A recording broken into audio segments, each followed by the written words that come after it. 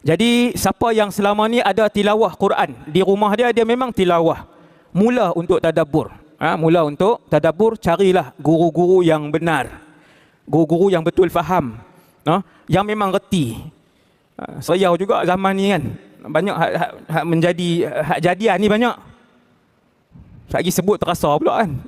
Ramai pula hak duk masuk dalam live kan. Hak duk buat.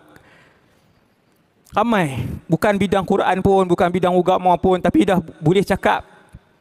Dah boleh cakap, dia pegang tafsir terus.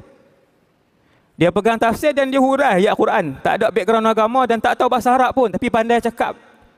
Hasbunallah wa ni'mal wakil. Tafsir Quran ni tuan-tuan perempuan sekalian, kalau kat Syria, ulama-ulama tua aja orang panggil. Ulama-ulama tua, ulama kanan. Hak bawah-bawah ni mengajar hadis, mengajar sirah, mengajar usul fiqh, mengajar qawaid fiqhiyah, mengajar. Hak ulama-ulama tua, ulama-ulama kanan ni baru buka kitab tafsir. Dia dah habis banyak, dah kuasai banyak ni hak bawah ni. 230 bidang ilmu, hak 230 bidang ilmu dia dah kuasai, dah mengajar lama, dah puluh-puluh tahun. Barulah Syekh Sariyah, Syekh Usamah Abdul Karim Ar-Rifai, barulah Syekh Sadiq Habannakah, ni waktu saya belajar di Syria dulu.